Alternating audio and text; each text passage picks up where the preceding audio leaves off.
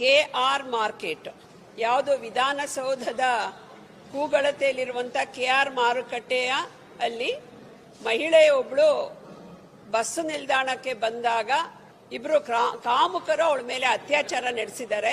ಇದಕ್ಕೆ ಬಹಳ ಮುಖ್ಯ ಕಾರಣ ಅಂದ್ರೆ ಕರ್ನಾಟಕ ರಾಜ್ಯ ವಿಶೇಷವಾಗಿ ರಾಜಧಾನಿಯಲ್ಲಿ ಮಹಿಳಾ ಸುರಕ್ಷತೆಯನ್ನ ಕೊಡೋದ್ರಲ್ಲಿ ಕಾಂಗ್ರೆಸ್ ಸರ್ಕಾರ ವಿಫಲ ಆಗಿದೆ. ಒಂದು ರಾತ್ರಿ 11:30 ಬಹುಶಃ ನಮ್ಗೆಲ್ಲ ಗೊತ್ತಿದೆ, KR ಮಾರುಕಟ್ಟೆಗೆ ನಿದ್ರೆ ಅನ್ನುವಂಥದ್ದು ಇರಲ್ಲ. ಅಂತ ಜನನಿ ಬೀಡ ಜಾಗದಲ್ಲಿ ಒಬ್ಬಳ ಮಹಿಳೆಯ ಮೇಲೆ ಅತ್ಯಾಚಾರ ನಡೆಯುತ್ತೆ.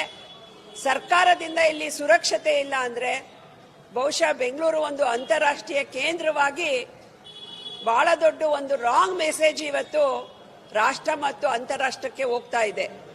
ಇದನ್ನ ಮಹಿಳಾ ಸುರಕ್ಷತೆಯನ್ನ ಬೆಂಗಳೂರಲ್ಲಿ ಮಾಡೋದ್ರ ಬಗ್ಗೆ ಕಾಂಗ್ರೆಸ್ ಸರ್ಕಾರ ಸಂಪೂರ್ಣ ವಿಫಲ ಆಗಿದೆ. ಮುಖ್ಯಮಂತ್ರಿಗಳು ಮತ್ತು ಉಪಮುಖ್ಯಮಂತ್ರಿಗಳು, ಗೃಹ ಸಚಿವರು, ಅವರ ಕ್ಯಾಬಿನೆಟ್ ಹೇಳುತ್ತೆ ನಾವು ಬ್ರ್ಯಾಂಡ್ ಬೆಂಗಳೂರು ಮಾಡ್ತೀವಿ ಅಂತ. ಮಹಿಳಾ ಸುರಕ್ಷತೆಯನ್ನ ಕೊಡದೇ ಇರೋದೇ ಬ್ರ್ಯಾಂಡ್ ಬೆಂಗಳೂರು ಅನ್ನೋದನ್ನ ನಾನು ಇಲ್ಲಿ ಕೇಳ್ತಾ ಇದ್ದೇನೆ. ಒಬ್ಳು ಮಹಿಳೆಯ ಅತ್ಯಾಚಾರಕ್ಕೆ ಕಾರಣ ಆಗಿರುವಂತ ಈ ಕಾಂಗ್ರೆಸ್ ಸರ್ಕಾರವನ್ನ ನಾನು ಉಗ್ರವಾಗಿ ಖಂಡಿಸ್ತಾ ಇದ್ದೇನೆ. ಇಲ್ಲಿ ಬಹಳ ಮುಖ್ಯವಾಗಿ ಹೊಯ್ಸಳ ಅನ್ನುವಂತ ಒಂದು ವಾಹನ, ಗಸ್ತು ವಾಹನ ಏನಿದೆ, ಅದಕ್ಕೆ ಕೇವಲ 100 ಲೀಟರ್ ಮಾತ್ರ ನಿಮಗೆ ಫ್ಯೂಯಲ್ ಕಟ್ತೀವಿ. ಆ 100 ಲೀಟರ್ ಫ್ಯೂಯಲ್ ಮಾತ್ರ ಉಪಯೋಗಿಸ್ಕೊಂಡು ನೀವು ಗಸ್ತು ವಾಹನವನ್ನ ಬಳಕೆ ಮಾಡಬೇಕು ಅನ್ನುವಂತ ಸೂಚನೆಯನ್ನ ಹೊಯ್ಸಳಕ್ಕೆ ಕೊಟ್ಟಿದ್ದಾರೆ. ಹೊಯ್ಸಳ ಗಸ್ತು ವಾಹನದ ಒಂದು ತಿರುಗಾಟ ಕಡಿಮೆ ಆಗಿರೋದು ಕೂಡ ಕಾರಣ ಅಂತ ನಮ್ಮ ಆ ಏರಿಯಾದ ಮಹಿಳಾ ಪ್ರಮುಖರು ಇವತ್ತು ನಮ್ಮ ಹತ್ರ ಹೇಳ್ತಾ ಇದ್ದಾರೆ. ರಾಜ್ಯದಲ್ಲಿ ಎಲ್ಲಿ ಏನೇ ಮಹಿಳೆಯರ ವಿಷಯ ಬಂದಾಗ ಕೂಡ ಈ ಸರ್ಕಾರ ಸಂಪೂರ್ಣ ನಿರ್ಲಕ್ಷ್ಯವನ್ನ ವಹಿಸ್ತಾ ಇದೆ. ಇದಕ್ಕೆ ಅಲ್ಲಿರುವಂತಹ KR ಮಾರುಕಟ್ಟೆಗೆ ಬರುವಂತಹ ಶಾಸಕರು ಏನಿದ್ದಾರೆ, ಜಮೀರ್ ಅಹಮದ್, ಇವರು ಜನರ ಮೇಲೆ ನಡೆಸುವಂತಹ ಒಂದು ದಬ್ಬಾಳಿಕೆ, ದೌರ್ಜನ್ಯ ಕೂಡ ಕಾರಣ ಅನ್ನುವಂಥದ್ದು ನಮಗೆ ಲೋಕಲ್ ಇಂದ ಬರುವಂತ ಮಾಹಿತಿ. ಆ ಇಡೀ ಒಂದು ಕ್ಷೇತ್ರವನ್ನ ಕಾನೂನು ವ್ಯವಸ್ಥೆಗೆ ಒಳಪಡದೇ ಇರೋ ರೀತಿನಲ್ಲಿ ಅಲ್ಲಿ ಅಧಿಕಾರಿಗಳು ಕೂಡ ವರ್ತಿಸ್ತಾ ಇದ್ದಾರೆ. ಶಾಸಕರ ಕುಮ್ಮಕ್ಕಿದೆ ಅನ್ನುವಂತ ಮಾಹಿತಿ ನನಗಿದೆ.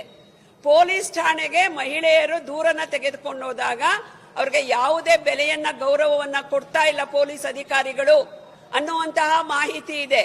ಮತ್ತು ಯಾವುದೇ ಕಂಪ್ಲೇಂಟ್ ಹೋದಾಗ ಆಕ್ಷನ್ ಮಾಡ್ತಿಲ್ಲ ಅಂತಿದೆ. ಹೀಗಾಗಿ ಈ ಕಾಂಗ್ರೆಸ್ ಸರ್ಕಾರದಲ್ಲಿ ರಾಜ್ಯದಲ್ಲಿ ಮಹಿಳೆಯರ ಮೇಲೆ, ಮಕ್ಕಳ ಮೇಲೆ ಅತ್ಯಾಚಾರ, ಅನಾಚಾರ, ದರೋಡೆಗಳು ನಡೀತಾ ಇದ್ರೆ ಕೂಡ ಕಾಂಗ್ರೆಸ್ ಸರ್ಕಾರ ನಿರ್ಲಜ್ಜವಾಗಿ ಒಂದು ಭಂಡತನವನ್ನ ಪ್ರದರ್ಶನ ಮಾಡಿ ಈ ಒಂದು ಅಧಿಕಾರದ ಕಿತ್ತಾಟದಲ್ಲಿ, ಕಚ್ಚಾಟದಲ್ಲಿ ಕೂತ್ಕೊಂಡಿದೆ ಕಾಂಗ್ರೆಸ್ ಸರ್ಕಾರ.